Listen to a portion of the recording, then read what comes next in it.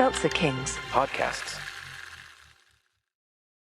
This episode is brought to you by LifeLock. Not everyone is careful with your personal information, which might explain why there's a victim of identity theft every 5 seconds in the US. Fortunately, there's LifeLock. LifeLock monitors hundreds of millions of data points a second for threats to your identity. If your identity is stolen, a US-based restoration specialist will fix it, guaranteed, or your money back. Save up to 40% your first year by visiting lifelock.com/podcast.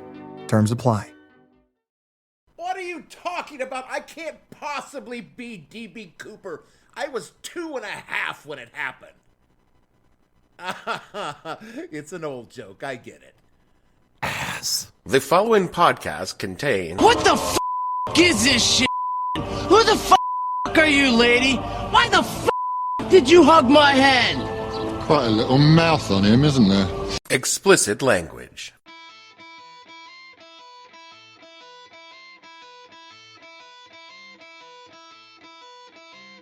Hello and welcome to the podcast that asks a simple question. When you looked for the guy for nearly 50 years and you didn't find shit, what the hell were you thinking? I'm your host, Dave Bledsoe, and this is episode number 303, Fly the Friendly Skyjackers Part 2, the Ballad of D.B. Cooper edition of the show, where we grab a parachute and jump out into the story of the most famous Skyjacker of them all. Stay tuned.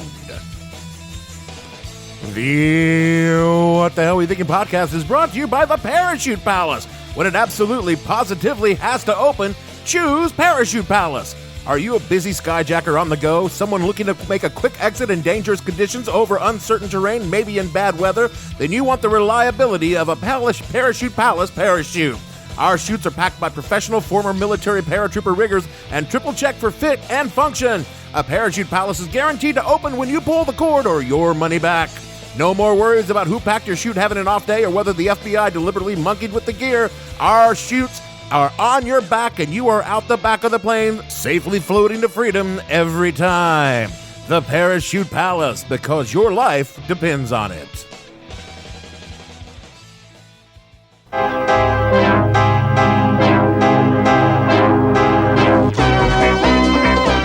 This series presents information based in part on theory and conjecture.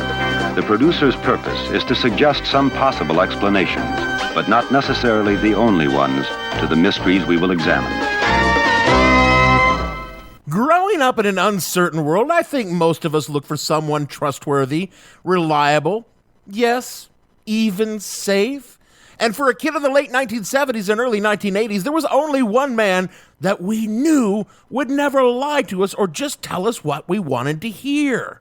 I don't know, Mr. Rogers? What? No! Oh, hell no, sorry. I never trusted anyone that nice. They gotta be hiding something. No. I'm talking about the most trustworthy man on the planet. Hello, I'm Leonard Nimoy. You see, not only was Leonard the calm and rational voice of science on Star Trek, but he was also the turtlenecked arbiter of truth and fiction on the greatest scientific investigation show of all time, In Search Of. I've talked before about how In Search Of shaped my young mind and how it taught me to skeptically inquire to the mysteries of the universe. Are you sure about that? Absolutely. And when Leonard talked about Bigfoot or ancient aliens or the mystical power of the pyramids, he always had this tone of voice that said, this is total bullshit, but you know what? They're paying me to say it.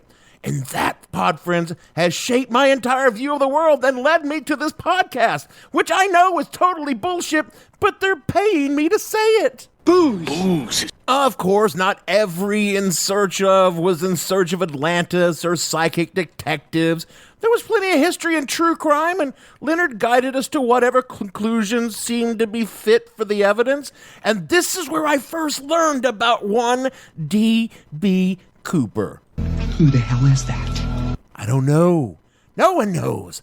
That's what makes the story of D.B. Cooper so damn compelling. It's the perfect mystery.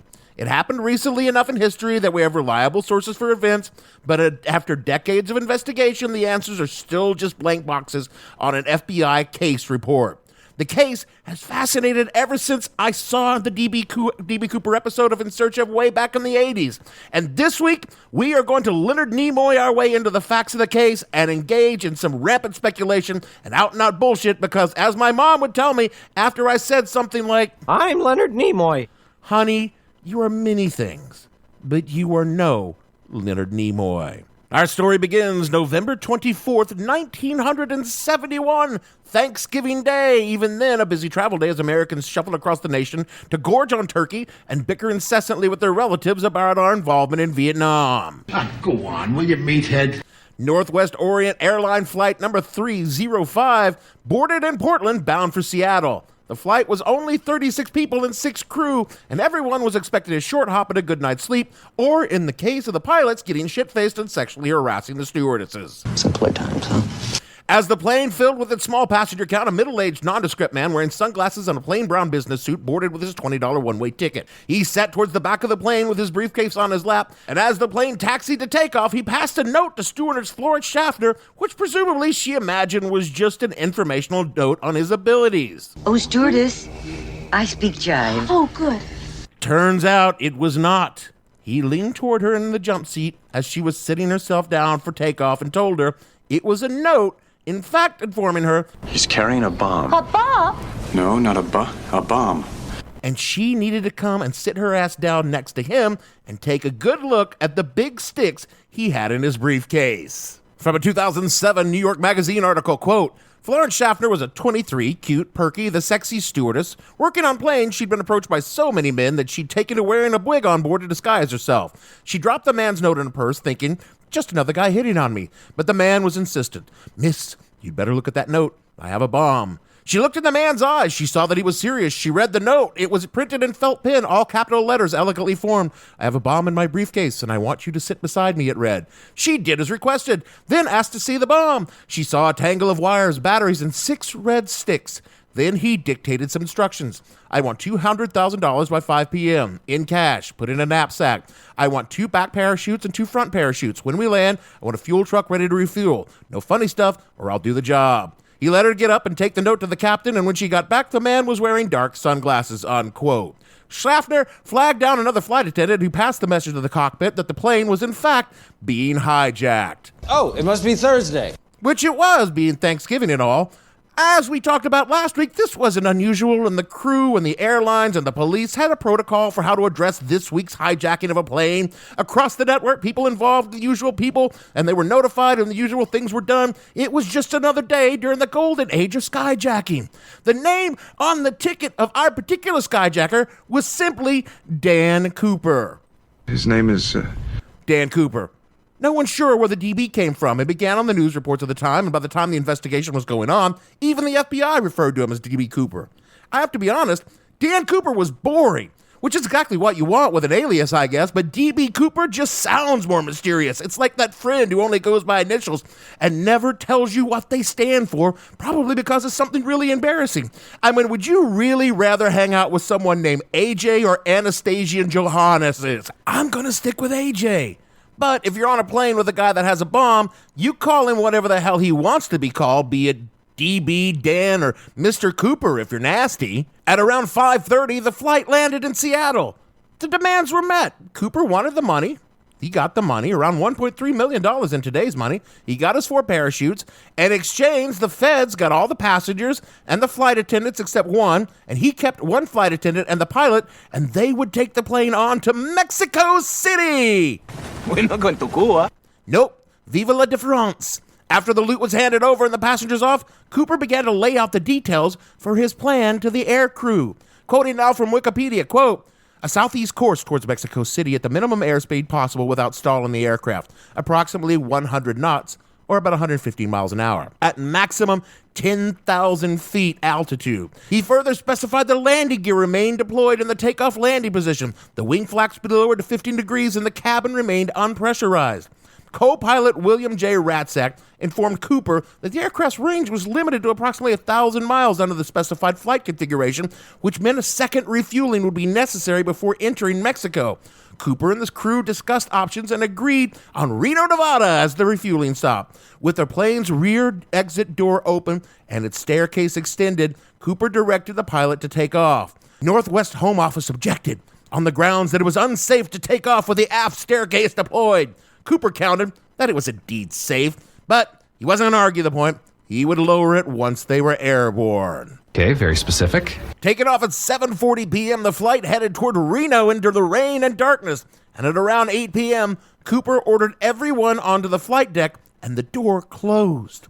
Shortly after that, a warning light went on in the cockpit that the rear door of the plane was open and the stairs in the rear were being deployed. At about 8:13 p.m., the plane experienced a sudden jolt significant enough to force the pilots to level the plane out, and nothing more was heard from Dan Cooper by the crew or anyone else. The plane landed in Reno with the rear stairs down. The plane was searched by police, and the Skyjacker, his bomb, the money, and two of the parachutes were gone. Bro, that is badass. It took some time, but the probable location of the Cooper's nighttime skydive was worked out. The largest manhunt in U.S. history until that time began. The area near Mount St. Helens in Washington was heavily wooded and mountainous, and numerous rivers and large lakes dominated the landscape, and it was miles from any major population area, and that is where they thought Cooper dove out over.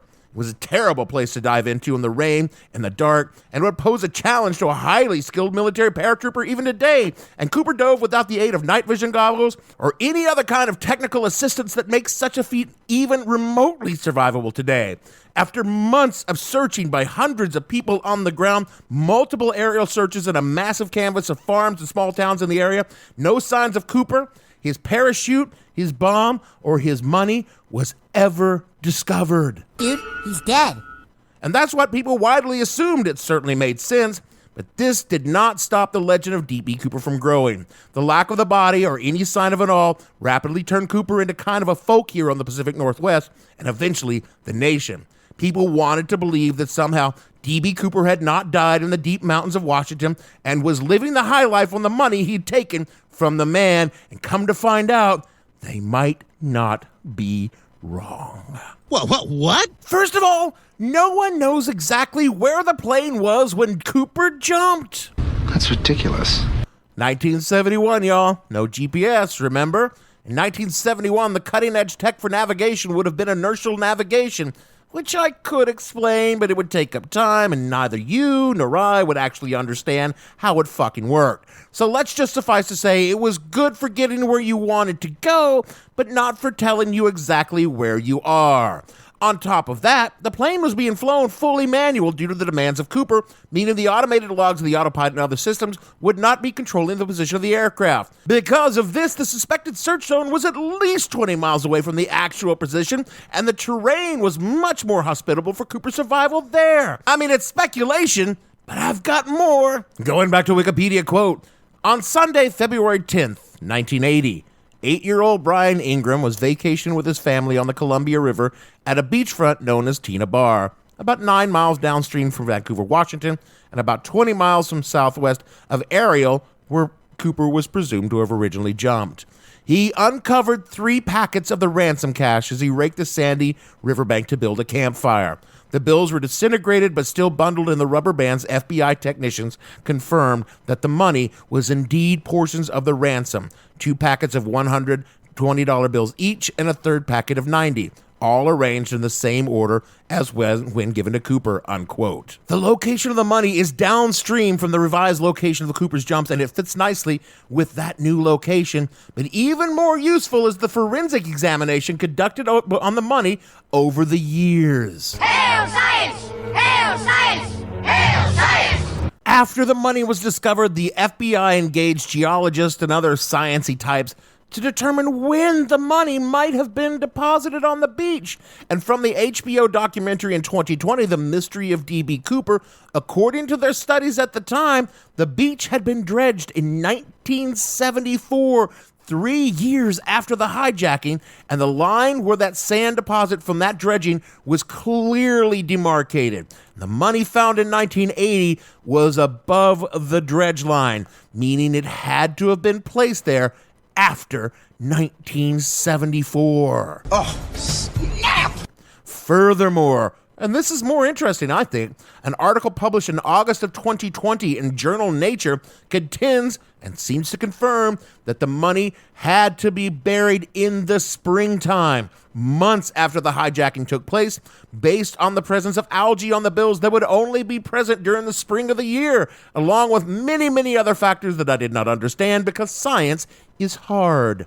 The researchers contend, however, that based on the evidence, the geological information, and the breakdown of the money over time, that it was most likely buried at the site sometime after the hijacking. He's alive! Well, someone was alive to place the money there. Didn't necessarily mean that D.B. Cooper placed the money there. And hey, you know, science can be wrong. It's possible it just floated down the river and washed up there, but it's not likely.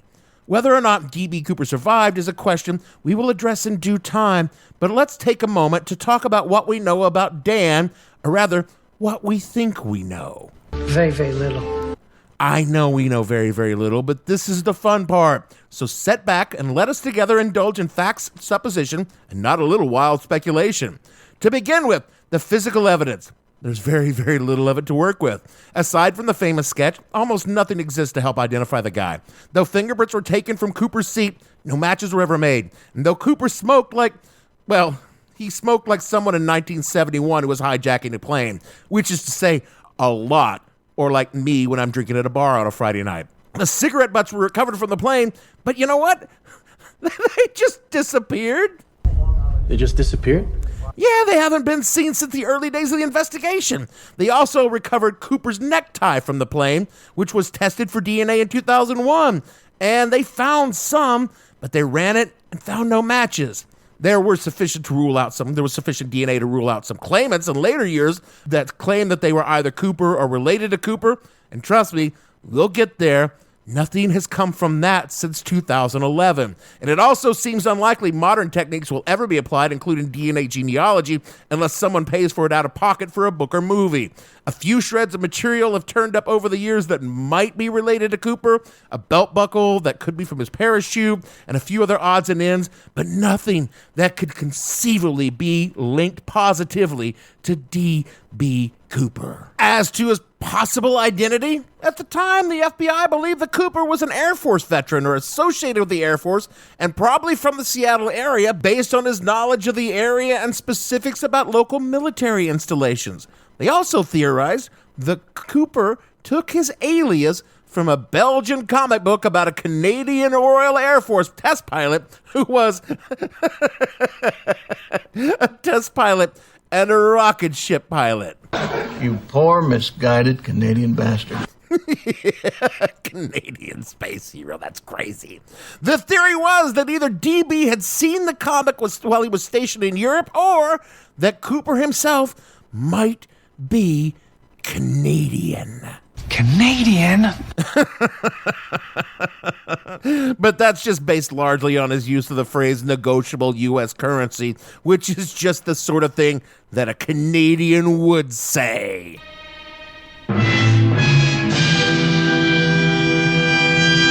Everything about Cooper's plan for the hijack suggests that he was highly familiar with the capabilities of that specific aircraft and airplanes in general. Because, hey, there was no Wikipedia in 1971, which I'm going to quote from right now. Quote, he chose a 727-100 aircraft because it was ideal for the bailout escape, owing not only to its aft stair, but also high aftward placements of all three engines, which allowed a reasonably safe jump despite the proximity of the engine exhaust.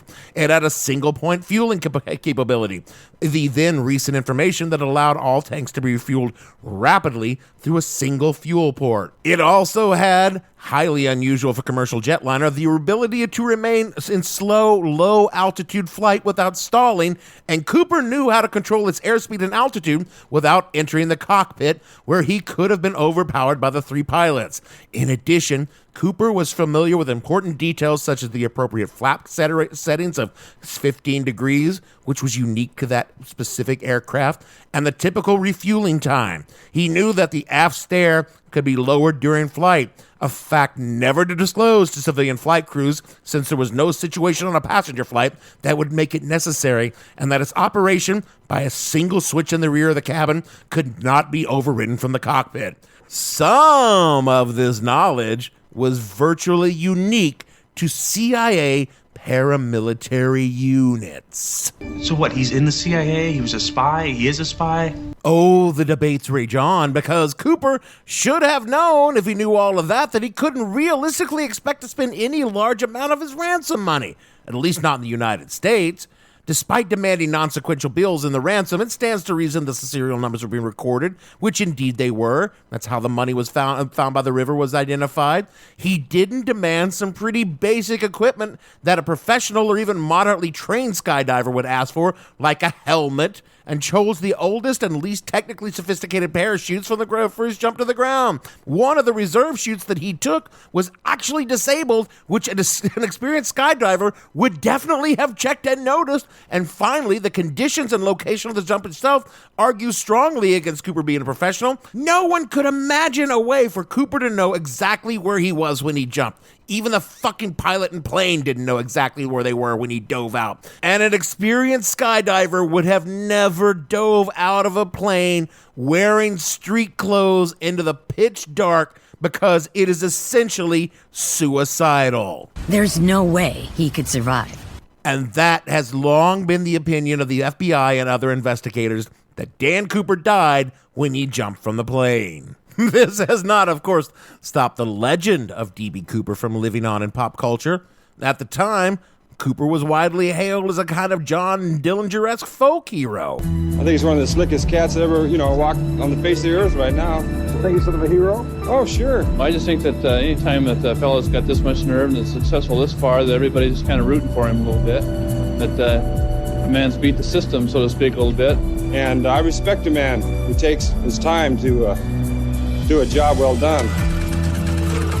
The romantic notion that Cooper survived and went off to live his life without leaving a trace appeals to this very day. Hell, when I saw The In Search Of, I fell a little bit in love with the idea that D.B. Cooper could be alive and be anyone, and he's persisted in the collective consciousness of America. The small town of Ariel, Washington, where Cooper was originally thought to bail out, still holds D.B. Cooper's days to this very day, the Saturday after Thanksgiving. Cooper's appeared in numerous documentaries and books, of course, but his influence has also cropped up all over the place. There was a popular fan theory that Don Draper from Mad Men would be revealed as D.B. Cooper, which honestly would have been a far better fucking ending than the one we actually got. Twin Peaks, 1990, FBI agent Dale Bartholomew Cooper was a specific reference to old DB. News Radio, a 90s sitcom, which if you don't know, you should definitely watch because it was amazing. It's where many of a drop about Dave's have been played from this very podcast. Had a story arc where station owner Jimmy James was suspected to be DB Cooper, only to have it revealed at the time in the show at trial that Adam West was actually the real DB Cooper. But my favorite reference to Cooper is the webcomic XKCD, which posits that DB Cooper was, and indeed is, none other than Tommy Wiseau. It's not true. It's bullshit. Who used the ransom money to finance his movie The Room decades later, which is as logical as any other theory about Tommy Wiseau. And of course, DB exists in songs like the ones which we pulled the title from this episode. So, you're probably wondering what the editorial stance of What the Hell Were You Thinking podcast is on whether or not DB Cooper survived his nighttime dive into history. Well, for that, you'll need to tune in next week for Fly the Friendly Skyjackers Part 3. Will the real DB Cooper please stand up? Please stand up, where we examine the evidence that he did and render our decision right here on the Seltzer Kings Podcast Network. Oh, come on, man. What I told you last week, I was milking this for a 3-parter.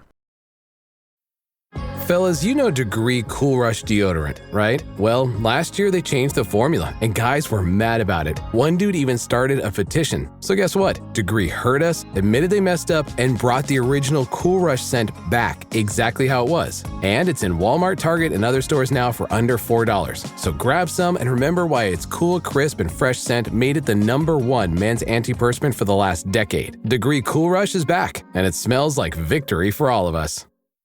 My favorite thing about Shipt since I signed up for Target Circle 360? No price markups when I order same-day delivery from tons of local stores. Only a handful of alcohol retailers and items don't count. I won't lie, I've had too much fun being like, markups on groceries? Not in my fridge. Markups on pet food? Not for my DOG. Markups on tools, electronics, home goods, meds? Not in my house. Anyway, it's awesome. Order now at shipped.com/360. Terms apply. Parents of tweens, if you're familiar with far-off drop-offs... Dad, stop, right here. Or get DMs about what's for dinner, you may be experiencing tween milestones. For your son or daughter, these can start at age 9. HPV vaccination, a type of cancer prevention against certain HPV-related cancers, can start then too. For most, HPV clears on its own. But for those who don't clear the virus, it can cause certain cancers later in life. Embrace this phase. Help protect them in the next. Ask their doctor today about HPV vaccination. Brought to you by Merck. That is it for our show this week. Fuck, I love this story so much. Next week, we're going to present the whole cast of characters, all of whom either claim to be D.B. Cooper or claim to know who D.B. Cooper was. And honestly, some of them are actually credible, but most of them are fucking nuts. But a few of them, well, you just got to come back and find out. Speaking of stretching out interest for a long period of time only to eventually disappoint you, rate and review this show wherever you get your pods. It helps others find us, listen for a prolonged period of time, get hooked on us, and ultimately be just disappointed in the show, just like you were. And just like every woman I've ever dated. All of my disappointing futures are on the @the_hell_podcast on Twitter and the show name on Facebook. You can keep the disappointment going for a long time by donating to the show at patreon.com/whatthehellpodcast. All of the shows are ad-free and early just for $1. And you could get some disappointing swag for just a few dollars more. All the shows that we've ever done are ready to let you down at whatthehellpodcast.com. And remember, we're a proud member of the Seltzer Kings podcast, who we haven't yet let down, but give us time. So for me, Dave, yes, as a matter of fact, my initials are DB. Why do you ask, Bledsoe? Producer, honestly, someone just arrest him in case he actually is DB Cooper. Gavin, and all the fictional DB wannabes on the show, we want to say we would definitely pay for your drinks if we hijacked your plane. And we'll see you all next week.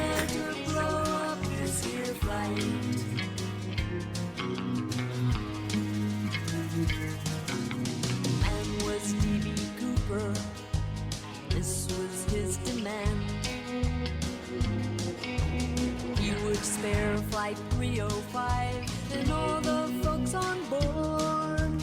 For 10,000 Andy Jacksons and a parachute. He even paid for his cocktail to boot. What a lovely day, flow through the air, feeling the wind blow through your hair. What the Hell Were You Thinking stars Dave Bledsoe and features Gavin St. James and several fictional minions. The show is produced by Kimberly Steele and a part of the Seltzer Kings podcast network. You can find more information on the show on their website, whatthehellpodcast.com, or on Twitter at @thehell_podcast, or on Facebook as What the Hell Podcast. Thanks for listening. I have no ending for this, so I take a small bow. Seltzer Kings podcasts.